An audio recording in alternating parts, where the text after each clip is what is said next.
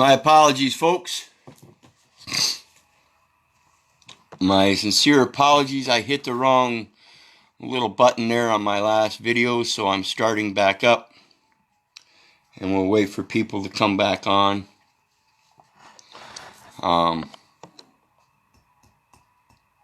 We were discussing the 7th Amendment. We already did 1 through 6. We're going to do 7, 8, 9, and 10 here. And while we were starting the 7th Amendment, we started out with suits. And in that, I meant to switch the camera and instead hit finish. So my apologies. This is going to be a 2-part video. So if you're joining this video and missed the first part, there is a first part. We're on the 7th Amendment in regards to your right to armorial bearing. And we see in the 7th Amendment, real quick, I'll flash back. I'm going through and pointing out how all the 1st through 10th Amendment are negating your right to armorial bearing because of the language in them. And in 7th Amendment, we see suits. And if we go back and review yesterday's video on the right to bear arms, you see I was talking about your armorial bearing. And this is your coat of arms. This is the suit that you wear on a regular basis. You don't put your suit on paper unless you draw it correctly. And if that suit is on paper, it better match the suit you're wearing. And hopefully the suit you're wearing is the full armor of God. Okay? This is the inherent distraction of the English language from your true armorial bearing. So we're going to go back to this 7th Amendment. And we see, again, like I said, it starts out in suits. And today we know that a suit is something a man wears. In this case, they're talking about a suit in court. A suit at common law, where the value in controversy shall exceed $20. So if the coat of arms you're wearing exceeds the value in controversy of $20, what are we talking about? Are we talking about the money? Or are we talking about the value of the suit? The value of the armorial bearing, the coat of arms? They've got everybody confused, and I'm going to go back when I get done towards the end of this video, and we're going to go back to that 2nd Amendment and talk a little bit more about that right to bear arms. Because, like I said, they've got everybody backwards. Here it says, excessive bail shall not be required. What is excessive bail? Bail is a bond. A bail is a bond.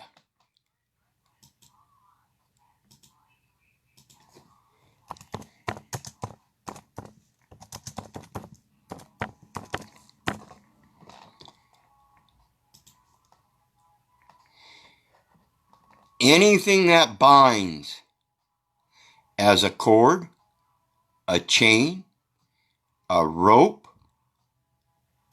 a band. Before we go any further, such as a tribal band. A band known as a tribe. A native band. A tribe that has a tribunal. As I spoke of, this is your tribe. Let every soul be subject unto the higher powers, for there is no power but of God. The powers that be are ordained of God. If you are a true believer in God and His Son Christ, this is your tribe. And I don't care if you get it from the King James Version of the Bible or any other version of the Bible or the Quran or the Torah. They are all essentially speaking the same. You will see this same like wording in the Torah. You will see the same like wording in the Quran. You will see the same like wording in Hinduism, in Buddhism, in all religions. You will see this same like wording. They all operate on the same principle. You are not the God, but as a king, you can act like a God. But in so doing, you are to minister his word for good. If you do not, as a king of a nation of people, as we see in the Constitution, stick to the word of God, then you are convoluting it. You are destroying it. The Constitution, people, in fact, destroys the word of God if you follow it for what it says. Nor excessive fines imposed. What is a fine? I'm fine already. I was created fine. Nor cruel or unusual punishment inflicted. Again, he is my judge, he is my jury, he is my executioner. No one else. Then when we go to the ninth and 10th are rather interesting. The enumeration in the Constitution of certain rights. Remember we talked about ascertained by law? They are already certain.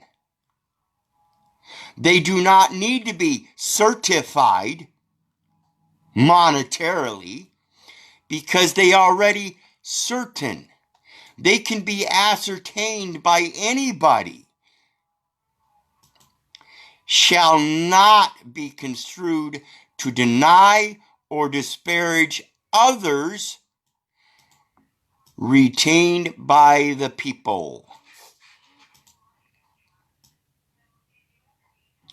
The enumeration in regards to your armorial bearing is the number of the beast of the person within the Constitution. The number of the beast in the Constitution of certain rights. In other words, the civil rights ascertained by law in the commercial construct of the United States of America is all still commercial. And they shall not be construed to deny or disparage others retained by the people.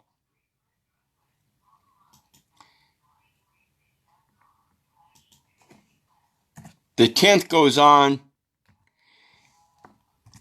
despite its I'm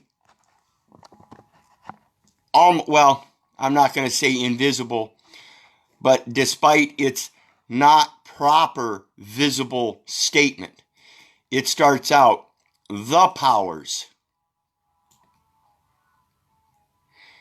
not delegated to the United States by the Constitution. Now, when we talk about the powers, we're talking about the powers that are ordained of God. Not delegated are the ones that are ordained of God and then delegated, delegated by man.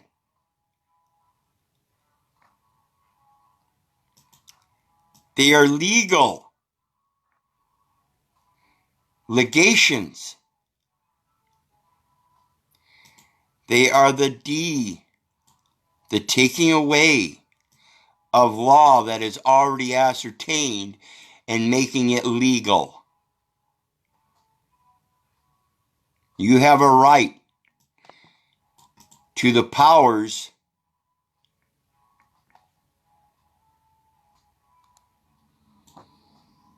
to the people.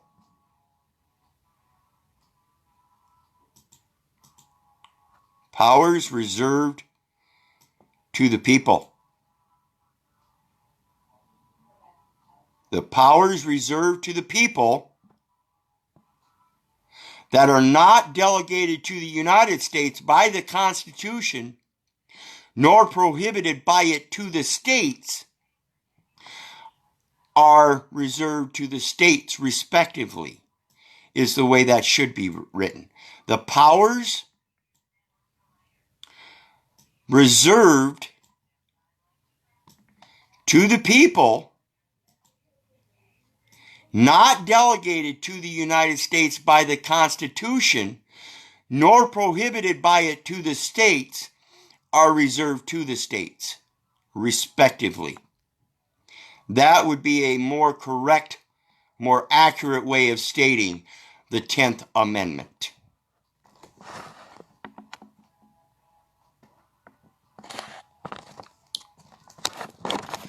So we see, people, if you go back and look at my video yesterday in regards to your right to bear arms,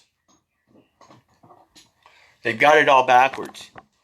When they say your right to bear arms, that's the commercialization of being able to go out and buy guns that are called firearms so you can raise them while waging war.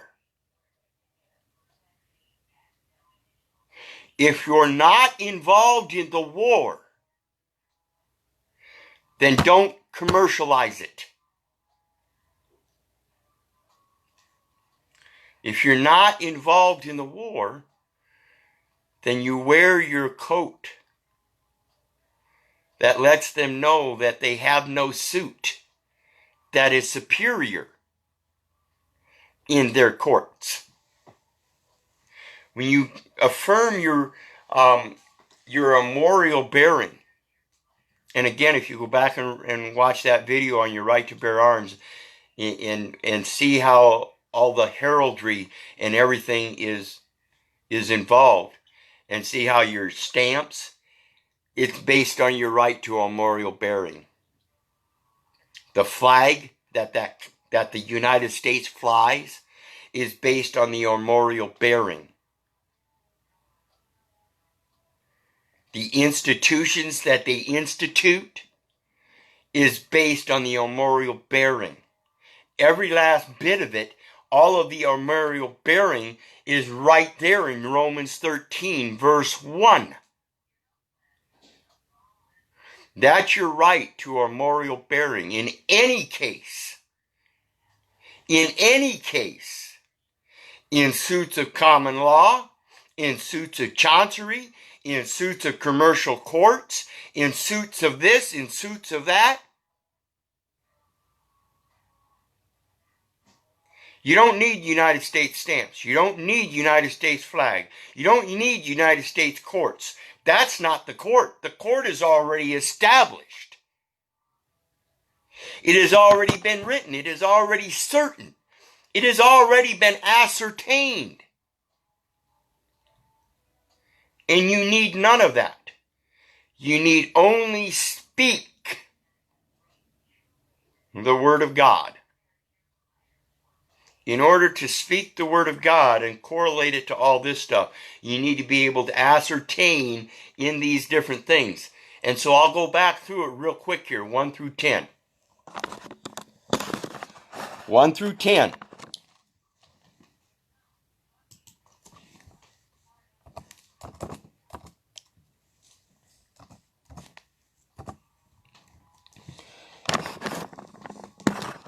The First Amendment, Congress shall make no law. Why? Because it's already ordained. That's your right to armorial bearing. Respecting an establishment of religion And as I said, I don't care whether you go to the Quran, the Torah, the Bible, Buddhism, Hinduism, any religion around the world is going to have like wording. Period. Or prohibiting the free exercise thereof, or abridging the freedom of speech, or of the press, because those who cannot speak can still impress what they wish to express from their thoughts onto a literal piece of land, which would be the clay that comes from the land, or the pulp from the wood that comes from the land, or any other medium between yourself and God. Period. Or the right of the people peaceably to assemble, not in war, but peaceably. Just because you're at war doesn't mean I'm at war. And just because you're at war doesn't mean you can come into my abode and bring your war with you. I don't give a fuck about your Third Amendment. Period.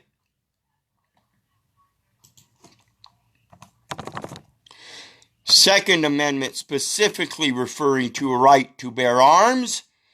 As I said, that is capitalized. Along with being capitalized, they have it backwards. They have arms after bear, instituting the military presence of war rather than the right to armorial bearings to stand in peace.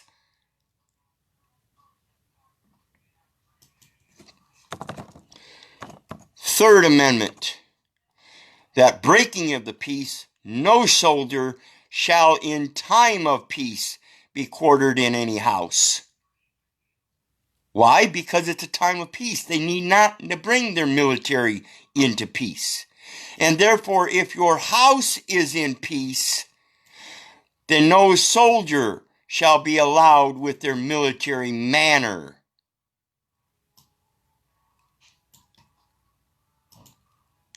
But in a manner prescribed by law. God says you're not supposed to go to another man's house in war. How dare you infringe upon him and say you have to give me safety while I'm in war? The hell I do. The hell I do. You want a war with people, you go to war with them all you want. But I stand in peace by the powers ordained of God. He says I'm supposed to operate in peace. I am not to war against my brother. I am to love my neighbor as myself. Period. The Fourth Amendment. The right of the people to be secure in their persons, houses, papers, and effects against unreasonable searches and seizures shall not be violated, and no warrant shall issue but upon probable cause, supported by oath. Whose oath? Whose oath? Some judge on a bench that won't show you his oath or tell you the Secretary of State holds his oath? Excuse me, but that oath means not a goddamn thing to me. That oath written on paper that isn't substantiated by the oath given by him and shown by your acceptance of that oath means nothing to me. Unless you can support this oath with the oath in the Bible.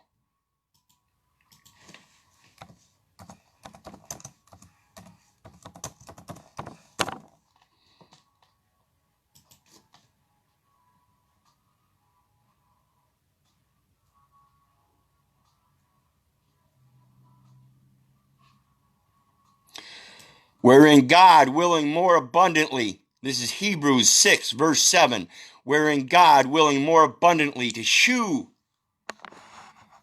unto the heirs of promise. Shew unto the heirs of promise. This is shew thyself worthy of knowledge. The immutability of his counsel confirmed it by an oath.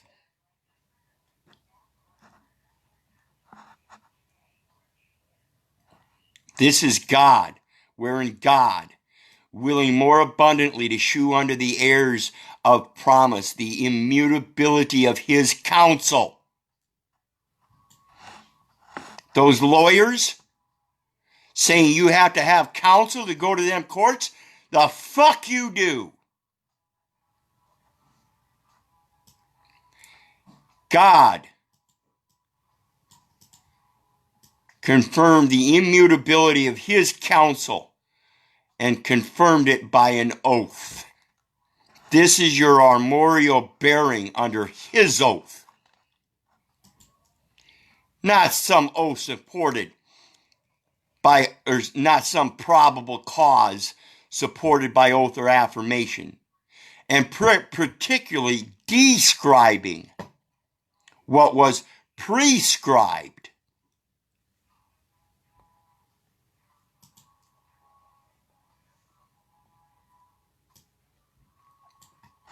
It was already scribed right here.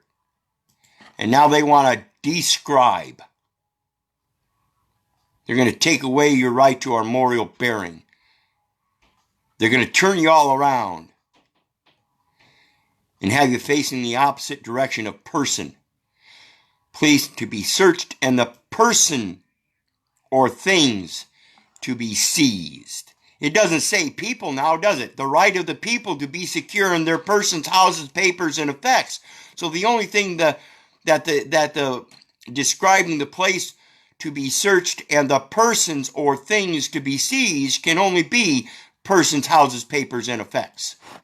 Excuse me? Excuse me? My armorial bearing to his house says you have no right in his house to take anything of any effects of his house. You have no right to take the stone that I wrote my name in. You have no right to take the paper that I wrote my name in. You have no right to take the person of the name in those papers and writings, no matter what it be. Period. Fifth Amendment. Your armorial bearing, it says, no person shall be held to answer for a capital or otherwise infamous crime. Excuse me? Didn't we just see in the fourth the mention of the right of the people to be secure in their persons, houses, papers, and effects? And then when we go to the fifth, we're talking about no person shall be held to answer for a capital or otherwise infamous crime. You see, they're not holding you, yourself, they're holding the person for a capital or otherwise infamous crime. So in the Fifth Amendment entirely, they are going to the person and violating the right to armorial bearing. They got you all turned around backwards and everything. Sixth Amendment. Oh my. Look at that. In all criminal prosecutions. Wait a minute. In the fifth, it says no person shall be held to answer for capital or otherwise infamous crime. So you see, they're extending it to the sixth through criminal prosecutions. After the Fifth Amendment, they continued with person, from starting with the Fourth Amendment talking about people being secure in their persons, houses, papers, and effects. So let's look what they do in the seventh. The seventh is in suits. So again, now we're not talking about the persons, houses, papers, and effects. We're not talking about the Fifth Amendment criminal prosecution of persons. We're not talking about the Sixth Amendment, the criminal process. Now we're talking about the in-suits, the coats. What are they coating things with? What are they coating the legal delegations that we see in the 10th Amendment? What are they coating them with? They're coating them with color of law. The heraldry of their law.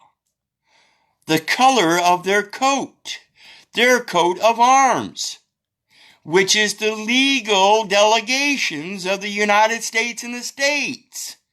At common law, where the value in controversy shall exceed $20. This is a commercial aspect still. God never talked about $20. He never talked about the right of trial by jury. Trial is preserved by a tribunal of powers that are ordained of God. And they are to be ministers of God to thee for good. Period. And then we see the Eighth Amendment, which is particular because it talks about excessive bail. Excessive bail being on top of the bond that's already there. That is what makes it excessive. So having you believe that there is a possibility of excessive bail and then conferring this word bail as a monetary term through the 4th, 5th, 6th, and 7th Amendment shall not be required, nor excessive fines imposed, nor cruel and unusual punishment inflicted. Again, if they are not ministering the word of God and realizing that God, vengeance is mine, saith the Lord, but he that doeth wrong shall receive for the wrong which he hath done, and there is no respect of persons. God gives out that vengeance for doing wrong.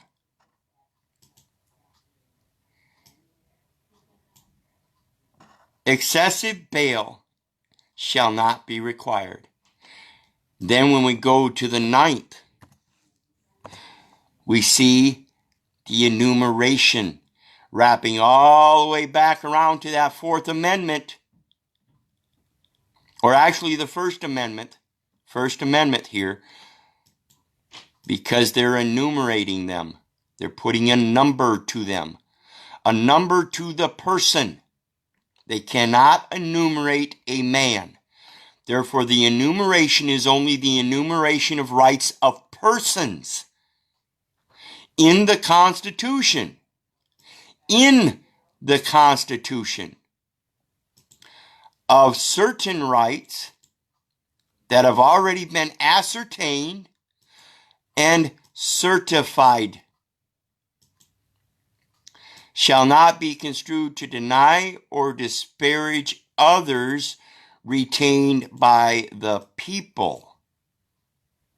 Not the persons, others retained by the people. Then when we go on to the 10th, as I explained, the 10th is not written in accordance to the way it should be to provide that more perfect union, wherein it says the powers, not delegated.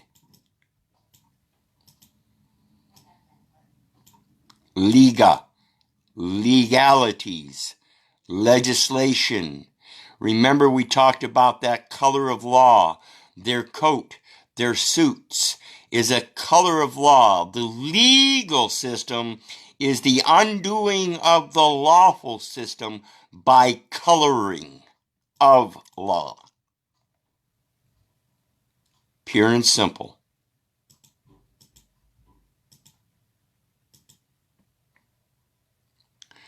Wherein God, willing more abundantly to shew unto the heirs of promise. The promise was knowledge, not suits of at least $20 or more, not a commercial system, not bail in excess or punishments or anything like that. His heirs of promise are heirs of knowledge. The immutability of his counsel, his knowledge, not some lawyer that wants to delegate some oath and legal instrumentalities in a suit under color of law.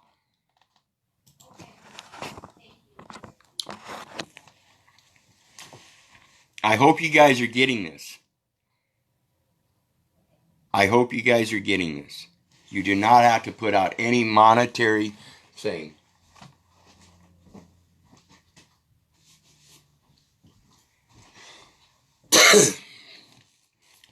We have proof in, on, and for the record that you do not need to use any monetary thing to send an article twofold under patent, franking privilege of marking and sealing your private communications through a public trust. Through a public trust, not in public trust. A difference. Think about this stuff, people, and remember, you need to get back to your armorial bearing. I strongly suggest people learn about our armorial bearing. Go back to that video I did yesterday, review that, learn about how to draw up your coat of arms, your heraldry, what it entails, what your duties are, how you express your accomplishments, things like that, because that's a key element in doing all of this. You see, this is something this is an article,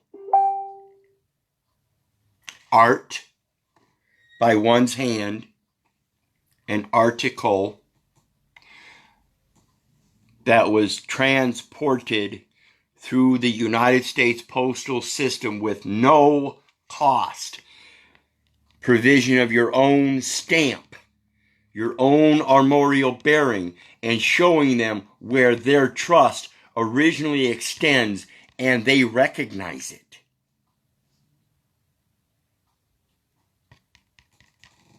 Period. Very important aspect, people. I hope you're catching on to this. And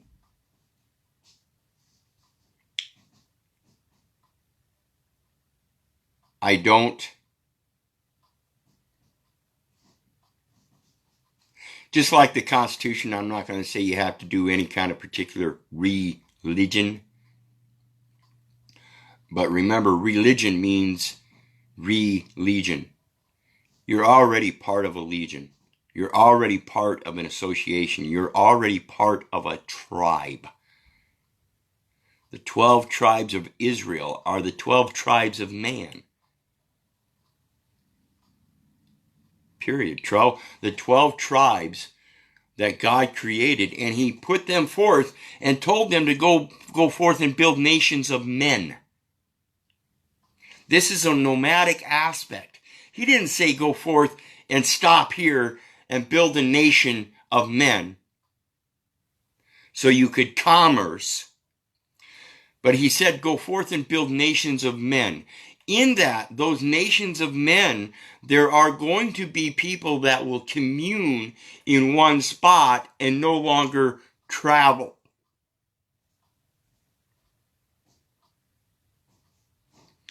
Now, once that comes about, they will trade within that community. Today, we have communities doing that same thing, like I said, through a postal system that goes from one nation to another nation. Nation states.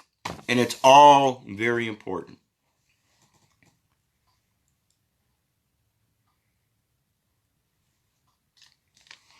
Let me go through and read some of these comments.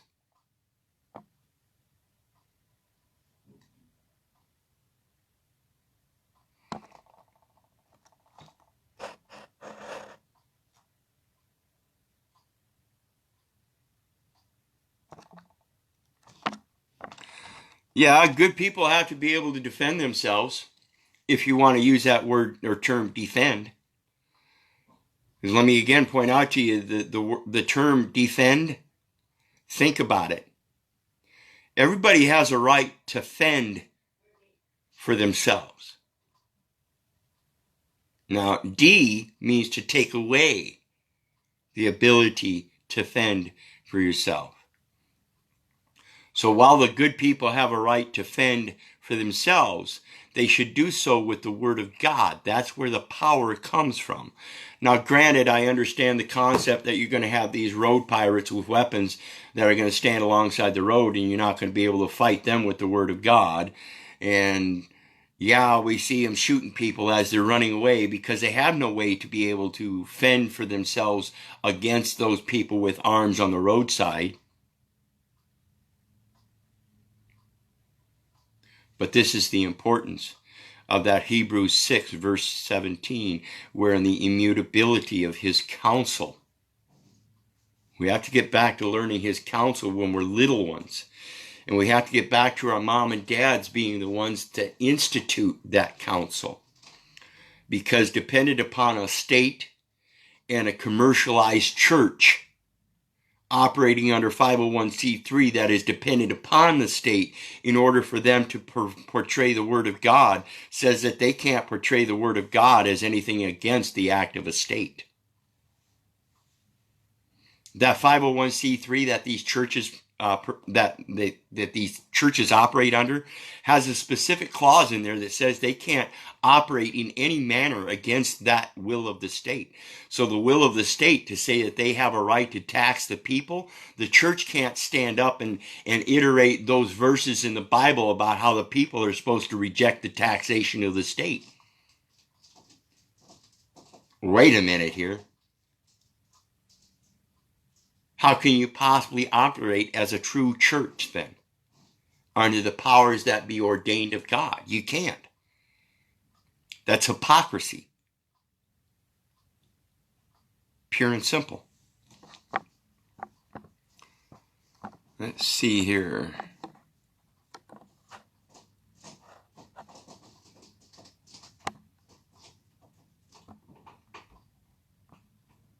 Nah. When it comes to the guns and stuff, that's one of the reasons they're having such a hard time with people in America. They're slowly trying to increase the prison population of people that are committing violent crimes by letting people out due to the corona thing, and then with all these violent protests, they're going to start locking up people that have guns, firearms, weapons. The people that are out there violently enforcing the Word of God, which can't actually be an enforcement of the Word of God. Because if you're enforcing the Word of God, you're doing so in peace and letting Him retribute the vengeance. You're going to use His wise counsel, immutable counsel, and come up with a way to defeat Him without being violent.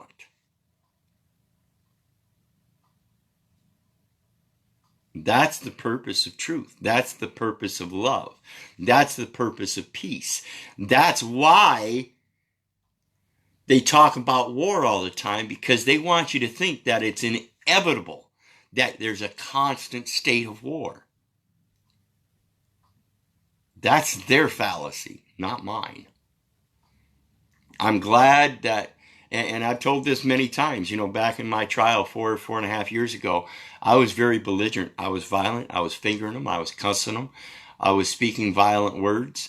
I was using bad words. And it comes to the point where you realize, wait a minute, you're not helping your own situation if you're hurting yourself. And what I mean by that is when you start acting up in court and those bailiffs start coming at you and start putting you in handcuffs, that's not going to do you any good. I mean, sure, you can still speak the word, but if trying to speak your word is what caused them to come forth and put you in handcuffs, then you didn't speak the words properly. That's on you. I didn't realize that until later on in my reflections. And this is where I stepped it up and started saying, okay, well, I got to start putting this information out to everybody. I realized the error in my ways. And it's still, you can still see me today. Even in this video, I've cussed and sworn a couple times. I really don't want to do that, but I get to the point where I feel the need to use it to express it to you guys, or to you folks, you people, my neighbors, my brothers and sisters. But at the same time, I keep it in the forefront, knowing that I've quelled it a lot. I used to be a sailor when it came to words. I would let them sail right off the tip of my tongue. Today, I'm much more conscientious about it. I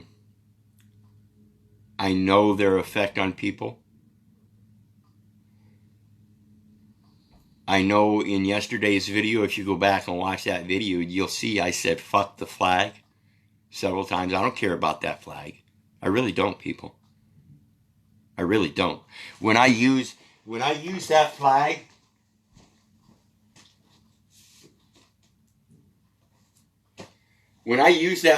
as a solution,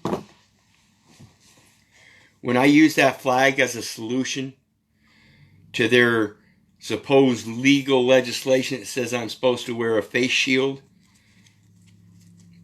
it's a straight up scoff at them.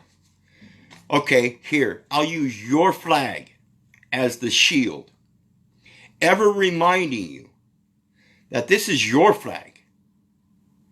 But if you want to see my armorial bearing, it's in the image and likeness. Now we can speak privately, right? You want me to wear this in public? I'll be glad to wear that in public. And you ought to be ashamed. You ought to be ashamed wearing somebody else's armorial bearing.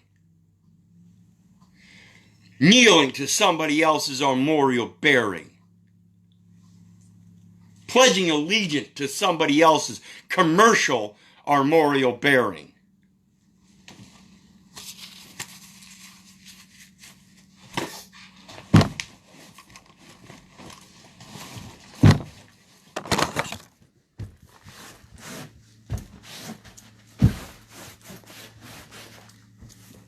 Now, take your legislation on that.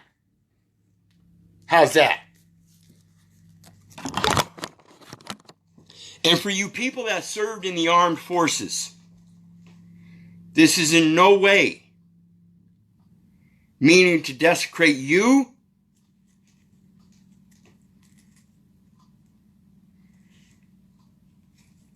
It's meant to show the fallacy of what they are doing and how they are capturing our children through that military.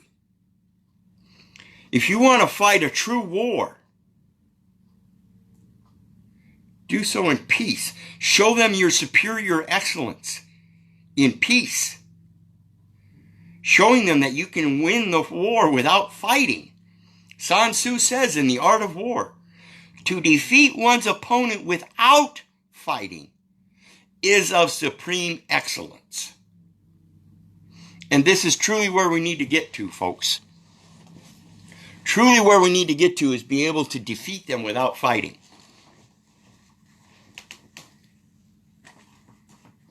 Correct. They choke people with that. That is what's choking you, people.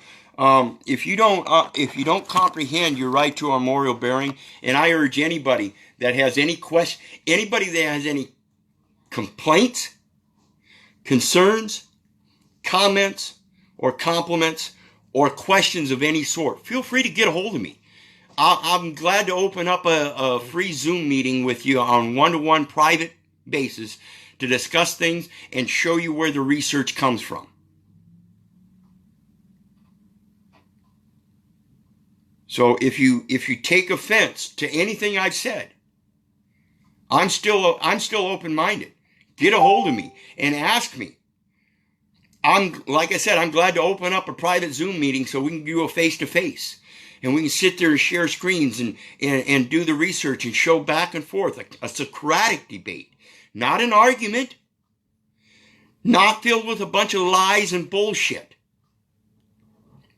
But a good, honest Socratic debate in peace. That's all we need.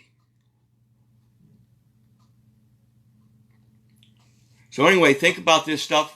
And I'm sorry for the folks that got interrupted on the first part of the video. Like I said, I went to switch my camera and I accidentally turned the video off.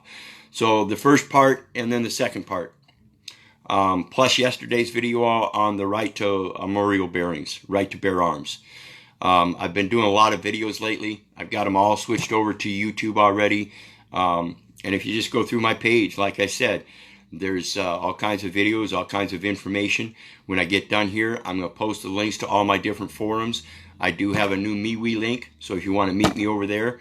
I'm not posting much on there. I'm not going to post much but specific material on MeWe. And then in the meantime, remember that's going to include a PayPal link. I would certainly appreciate it if you hit that share button and send me some love through PayPal. But be sure to also share all the information and videos and forum links. This needs to get out. And like I said, if anybody has any problem or any issue with anything I've said, then let's discuss it. I don't care if it's the President of the United States. I don't care who it is. I don't care if it's the local district judge that wants to bring me up on charges of desecrating the flag because they saw me stomping on it. Bring it. Bring it. Let's sit down and talk about this. Let's figure out for sure exactly where this comes from. Exactly what all of these 50 stars means. Exactly what the stripes mean. And how they are being used today. Because if they're not being used by in accordance with the powers that are ordained by God, then they're being used against you in a satanic, evil, destructive way. Period. So think about that. And remember, folks, again, I'll post those links. Hit that PayPal button and share some love with me. Share all the information. Share the links. Share the videos. And in the meantime, remember, if it wasn't for you guys, I wouldn't be doing this. God bless y'all. I love you. Have a great day.